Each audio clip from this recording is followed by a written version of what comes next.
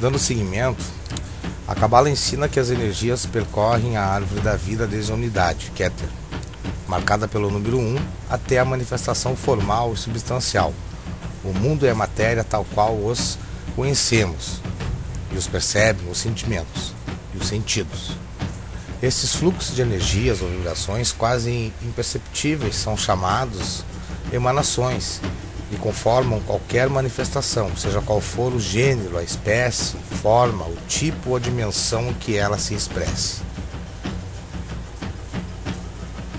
As energias da Sefirot, todas elas invisíveis, menos Malkuth, síntese e recipiente de toda a árvore, realizam um caminho descendente, sucessivo desde a unidade, 1, até a década.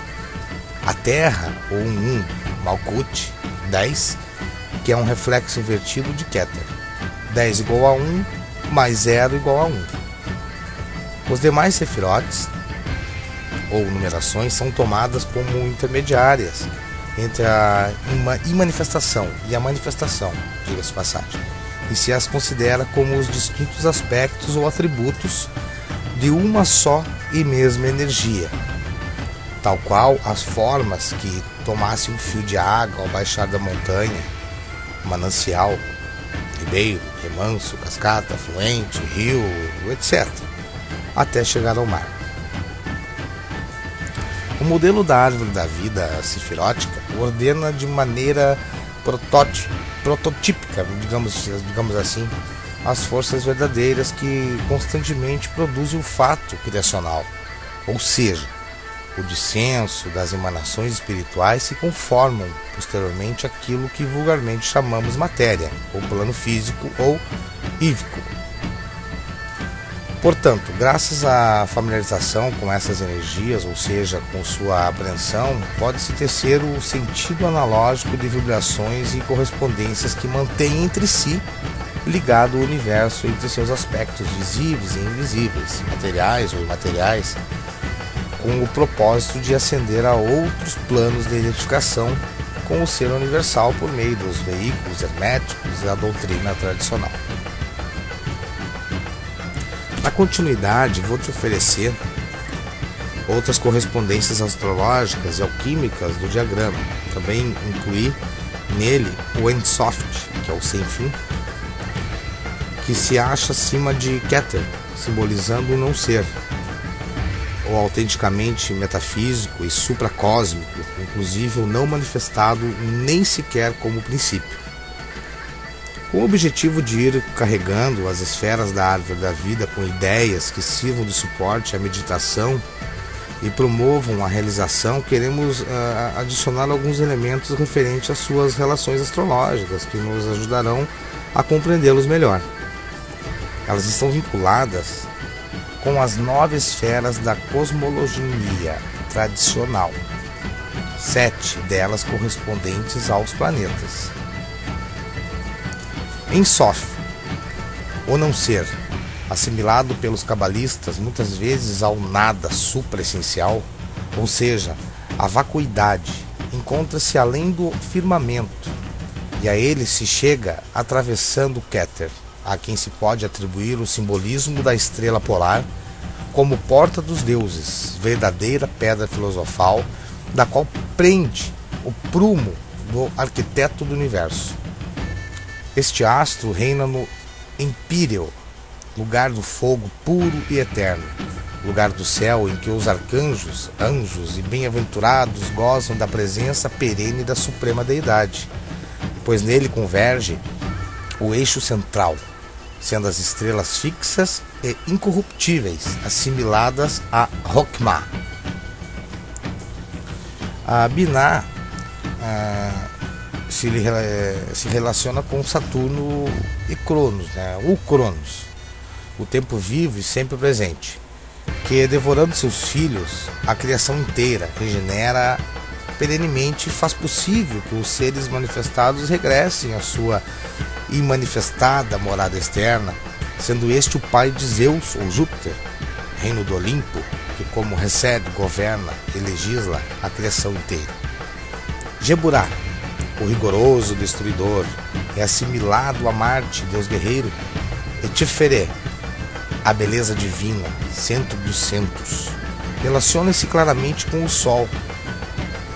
Imagina, com o Sol, doador da vida, luz e calor, através do qual acedemos àqueles mundos superiores, os 3 planetas interiores que se encontram com relação à Terra mais próximos do que o Sol e cujos ciclos são mais rápidos, são colocados no mundo de Yetzirah e se relacionam com as esferas deste plano. Netzach, como já sabemos, corresponde a Vênus, deusa do amor, amante de Marte, a quem desarma pelo delírio passional. Ela, como as musas e as graças, é inspiradora dos artistas e dá a vitória aos que a compreendem, sendo então emissária da beleza e da união. Rod é relacionado com Hermes Mercúrio, o rápido mensageiro alado dos deuses que distribui na terra seus ensinos e sinais. É representado com asa nos pés que se referem à sua velocidade e à sua relação com o que voa. Por isso mesmo, com o símbolo do caduceu, as 2 serpentes que ascendem pelo eixo vertical, que tem um par de asa que nos indicam seus aspectos voláteis. Este último passou a ser o símbolo da medicina, pois, como dissemos, Hermes, Mercúrio e os deuses, anjos e espíritos que se relacionam, foi sempre considerado como um médico de corpos e almas, o curandeiro divino, promotor dos ritos e da morte iniciática, graças à qual recuperamos a saúde. Finalmente, a Yesod se relaciona com a Lua, a rainha da noite, que unanimemente foi vinculada com a Mãe Celeste, a ilusão das formas, águas inferiores e os mares, bem como com todos os líquidos e, sobretudo, com a fecundação e a fertilidade que se concretiza na Terra. Desenhe uma árvore ciferótica, carregue-a com concentração e paciência, ou seja, trabalhe-a utilizando os conhecimentos e energias rudimentares que obteve até agora. É oportuno dizer que os símbolos despertam quando se os começa a invocar, e que as energias latentes neles começam a se revelar em nós na medida em que estamos construindo uma via entre nosso ser e as realidades que eles expressam. Por outra parte, o símbolo, como expressão da ideia arquétipa, tem uma realidade própria, revelada àqueles que puderam compreendê-los, que por sua vez carregam a esse símbolo com a própria vivência. A vivificação do símbolo tem também uma leitura terapêutica em cada um dos níveis em que se expressa: físico, o psíquico, intelectual e espiritual. Igualmente, tem que se buscar memorizar os nomes, sua tradução, as equivalências entre distintas disciplinas e se exercitar nelas. Isso é importante. Tome lápis e papel e se concentre neste trabalho. Pode também levá-lo ao tridimensional, se assim o desejar.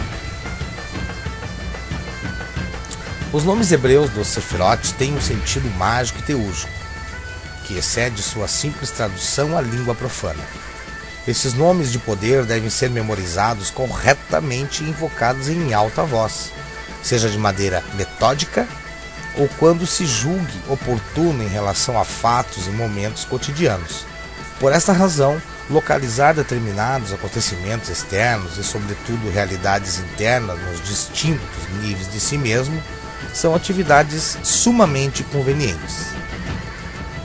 Cada plano, mundo ou nível de consciência corresponde a uma realidade íntima que vai do mais periférico, concreto e conhecido, Ashivá, ao mais sutil, invisível e desconhecido, Atzilut.